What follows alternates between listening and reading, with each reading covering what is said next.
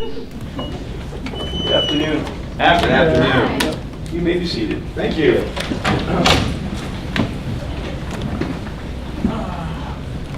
So, good afternoon. My name is Jamie Gass. I'm director of the Center for School Reform at Pioneer Institute. It's a Boston-based think tank that does research in K-12 education reform. I'll have my colleagues introduce themselves in a minute, but between the air conditioner and the larger room, particularly the folks back there, I just make sure that both the judges and the students use a really kind of loud voice so that everyone can hear. Okay, I'm Francine Engel, and I teach political science at the University of Maryland. I'm Nathan Coleman. I teach early American history at the University of the Cumberlands in Kentucky. I'm Corinne Roberts. I'm a senior at St Joseph-Ogden High School. I plan on attending the University of Illinois to study material sciences and engineering. I'm Mason Housingday, and I'll be studying physics at the University of Illinois at Urbana-Champaign. And I'm Nathan Schul. I will be studying actuarial science at Illinois State University, and our teachers are Mr. Schacht and Mr. Beckett. Great, thank you both. So this is Unit 1. We're going to be addressing Question 3, and I'll read all of Unit 1 and then all of Question 3. Unit 1, what are the philosophical and historical foundations of the American political system? And this is Question 3. In John Locke's Second Treatise of Government, he asked this question: if man in the state of nature be so free as has been said, if he be absolute lord of his own person and possessions, equal to the greatest and subject to nobody, why will he part with his freedom? How did Locke answer this question? Do you agree or disagree with Locke's answers? Why or why not? Explain why both John Locke and Thomas Jefferson claimed that there was a natural law in a state of nature. Do you agree or disagree with their position? Explain your position. What did Locke mean by a social contract? Why did he think it necessary, and what obligations does it place on the individual? Timer, you may begin. For centuries, the divine right of kings embodied the government. Several radical thinkers emerged, and they claimed that all men were born with certain natural rights. An idea that challenged the legitimacy of kings and claimed that a divine entity had endowed the men with rights, not the monarchs that ruled over them. This radical transition of thought forever changed the world and can be seen throughout the Constitution and the Declaration of Independence. The idea that men are free and in control of their destiny empowered them to question subjugation and injustice. This philosophy separated rights from government, securing them from the hands of kings and despots and upholding the rule of law. Locke asks why men willfully relinquish their rights, and some insight can be drawn from Thomas Hobbes' philosophy. Hobbes envisioned a brutish, chaotic state of nature, among which there were innumerable deaths and constant war. Citizens most often exchanged some of their liberty for protection of themselves and their liberty. This principle of social contract allows the electorate to bend the government to its will, while the government maintains a position of protecting the citizens' rights. Ultimately, the citizens decide most everything in this philosophical approach, empowering the individual over the society. Regarding current discussion, the purpose of the government should be to protect citizens and their rights. The most debated aspect of this discussion remains to be to what extent a government can go to fulfill this purpose. To protect the country as a whole, individuals need to be willing to sacrifice some of their own liberty. If individuals are willing to compromise, then government can effectively protect its citizens' rights. John Locke and Thomas Jefferson's assertions that man possesses certain rights in a state of nature stem from their own religious convictions and the innate human desires for survival and fulfillment. Locke writes in his Second Treatise of Government that no one has more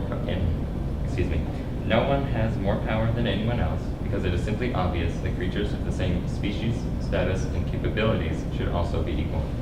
In other words, these philosophers believe that all men are born with equal natural rights, whether or not a higher power bestowed us with these rights. We believe that they are fundamental concepts and are essential to the function of a democratic society. Whether or not humans inherit certain rights, the rights of people ultimately have are those agreed upon. We stand firmly against tyranny and subjugation. A social contract is an agreement among a group of people to band together and form a government. In doing so, they often agree to yield certain rights or freedoms for a common purpose. Locke emphasized the importance of a right to abolish and establish government, and affirmed that a government derives its power from the consent of the governed, as its sole purpose should be to protect its citizens and better safeguard their rights. Said agreement is necessary to Locke, as it limits the scope of government and hinders any possibility of an infringement of the individual's rights. However, this contract creates a list of obligations for citizens to follow, including the respect for the rule of law and government, while still maintaining self-preservation and peace. Americans escaped the tyrannical government of England by revolting and establishing their initial form of government in the Articles of Confederation. Similar events are occurring in the Middle East, from the initial immolation of the Arab Spring in Egypt to a wildfire spreading to Iran. People in protest against their government are attempting to revolt and change the establishment. This relates to the core philosophy of Locke's social contract that states that the rights of citizens to revolt against a government that is not functioning. The importance of understanding Locke's ideas on social contracts has continued to be exceedingly prevalent in the progress of our government. Citizens must consent to be governed, and they must agree upon the liberties they are willing to sacrifice to be protected. The lack of compromise continues to further divide us, with polarizing examples such as gun controls and tax cuts under the current presidential administration. Without this proper communication between the government and its citizens, the system refuses to function. Great. So my colleagues and I have some follow-up questions, and I'll begin. Thomas Hobbes' political philosophy was informed by the English Civil War, 1642 to 51, while John Locke's views were shaped by the Glorious Revolution, 1688. What lessons about war and revolution did the founders learn from English history? One of the things that Thomas Hobbes was so adamant about was that men were just really horrible people, and they would do horrible things no matter how they were raised. And that definitely is a perspective of someone who's experienced war. And so his theories on government do come from his thoughts about men being brutish, as we said. And in England, there were these civil wars that were brutish and unending, and it was just constant war. And that really influenced Hobbes' thoughts that it is better to live under a king and have some of your rights deprived than to be constantly fighting with your fellow humans, and there being this constant death and struggle. With the Hobbesian idea of an absolute monarchy, with giving up your rights to live in a very peaceful society, he kind of saw it as, for lack of a better expression, the best that you could get, because that's the only thing that he was experienced to. No, so what did the founders, second part of the question is, so what did the founders draw from from this history? So you've done a good job of explaining what Hobbes drew from it. What did the founders draw from it, or what did they draw from Hobbes? The founders drew a lot of ideas from his Leviathan, as you can see, like Articles 1, Section 8, outlining the powers, and Article 6, being the supreme law of the land as the Constitution. They didn't want the Civil War, the Civil Wars of England to be recreated in the United States. And a big part of Locke's social contract theory was the right to abolish government. So like in our Declaration of Independence, it states that if we feel it's necessary, then we can abolish our government and establish a new one so that we're not stuck under this tyrannical monarchy. What about secession? How does secession fit into that? The South did not have the right to secede, as one of Locke's quintessential aspects of the social contract is you have to give up some. You have to be willing to compromise, and the South would not compromise on any issues regarding slavery. Under the social contract, are you free to break a law that you find unconstitutional? No, actually, that would kind of be defeating the purpose of the social contract, because the purpose of the social contract is to band together and all these people decide which rights they think are necessary and which rights they're willing to give up to promote the common good. So if you're not going to recognize the social contract, then it kind of defeats the purpose of banding together. I'm going to respectfully disagree with my colleague here. I believe issues with some social issues, you can break the law in order to do that. You can see that with the civil rights movement, with peaceful protests, marching on the streets. You can see Martin Luther King Jr. fighting oppression, and he was breaking certain laws along the way, but he was doing it peacefully and not out of spite. I would agree with Nathan, because the whole philosophy is if the government is being oppressive and it's not fair, you're supposed to rise up against it. And so that goes also for individual laws. If the laws are not fair to the people, then they are supposed to rise up and change them. Can you clarify in the last part of your remarks, you mentioned something about the government's no longer functioning. Or could you clarify those last few? You mentioned tax cuts and gun control as signs of a failing system. We meant more on the constitutional and legislative side, that the system is failing to function without the compromise that citizens are willing to give up any form of rights. Okay, all right. Well, then let me ask a quick follow-up then, unrelated. What are the sources of natural law thinking? You have two classes of it. You have people that say that the natural rights are bestowed by a higher power, such as a religious entity, and then you have that the natural rights are created by the government, by the consent of the governed, that they decide what their rights are, and that they can say that these are the unalienable rights given to us by ourselves, that we cannot change these unless everyone collectively comes together and changes the social contract. Okay. Can you briefly explain some of the key differing views between on human nature and government held by Thomas Hobbes and our founders?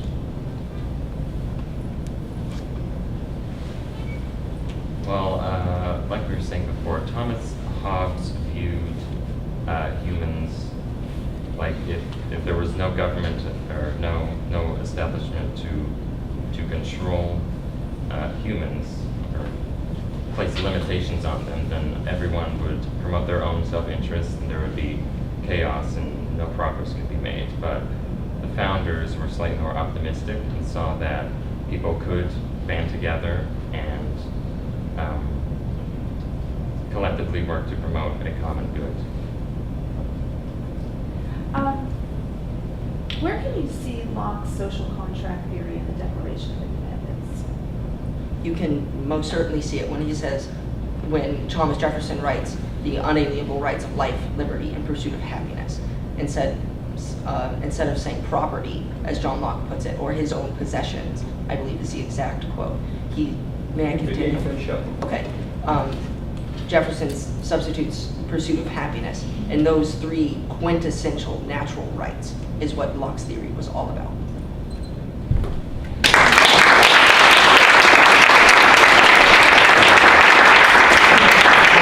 First of all, I want to thank you and your teachers and any parents here. This is difficult material. You did a very solid job with it this afternoon, and congratulations on even making it to the national finals. It's a really terrific accomplishment.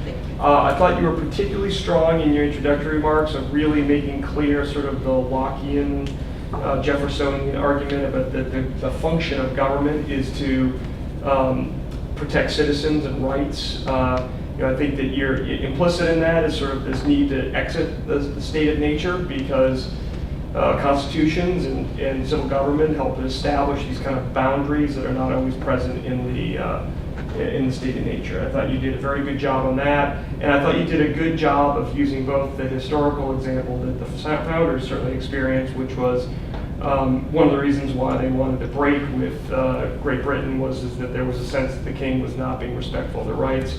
And you used a more contemporary example of the Arab Spring, which I thought that was helpful because it's always sort of important to remember that human nature doesn't change, and some of these chaotic situations aren't just from the 18th century or the 17th century, but they still can happen in places with weak civil society or civil government. And I thought you did a good job of using some history and sort of historical examples in some of my questions. You did a good job in using the constitutional applications in the Q&A period. I felt like there were specific articles and the Constitution itself that you cited as one of the ways that the founders sought to buttress themselves from the kind of chaos of the state of nature. And I thought that your disagreement with each other was healthy. One was sort of less sympathetic to the idea of violating unjust laws, and the other one was, you cited the example of the civil rights era. So it was a very solid performance. Also on the natural law question, you did a good job of articulating that there's conflicting views of natural law, one more divine inspired and one more driven from kind of temporal forces. So I think you should be happy. You did a good, very solid job this afternoon. Thank you.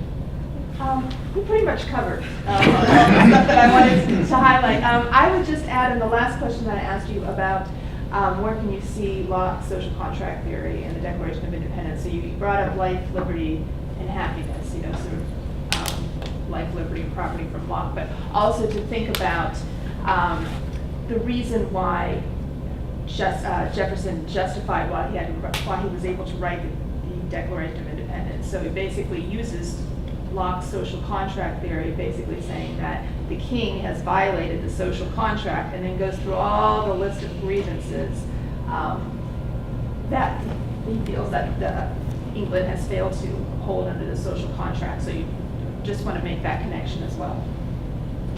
Yeah, and imagine going last. Right? Yeah, absolutely. Everything is said. I will second all of that. So let me offer some criticisms. I worry that you see the social contract as merely the art of compromise. And that's why I asked you to give me a little more clarification on that point that you brought up in the last part of your talk about gun control rights and tax cuts and stuff. I'm not sure, what does that have to do with the social contract? I'm not saying it doesn't at all. I'm not saying that at all. But to me, it wasn't clear in your talk where that connection comes. That's why I immediately came up, asked you the question about secession before my own actual question. Because again, and you brought the answer was compromise. So I wonder if the social contract is more than simply a compromise for people. And if so, what that may be. That's something for you guys to think about. The other thing I noticed in your opening remarks too, you went from Locke and natural rights and the founders, and then the example went straight to Hobbes. Well, Hobbes and Locke have maybe a slightly different thing. This comes from the question from my fellow judge about the two, but maybe explain that, because the fact you went to Hobbes, and Hobbes' very dark understanding of human nature, and maybe is not necessarily Locke's understanding of human nature. So if you go Locke, Hobbes, Locke, why is Hobbes sticking out like a sore thumb all of a sudden? So maybe think about what that may mean in the terms of the argument that the founders are trying to make. Now, having said all that, I really enjoyed the use of the Constitution. Actually, trying to find, it's really hard to take social contract and then tie it to actual provisions in the Constitution. That's a very tough thing to do, because at the Constitution Convention and the ratification debates, they don't really talk about that much. It's not heavily discussed. But it's certainly an idea they clearly possess. So being able to try to tie those provisions into this bigger philosophical idea, they did a pretty good job of it, actually. And I'll stop there, but really good stuff, guys. Thank you for your time.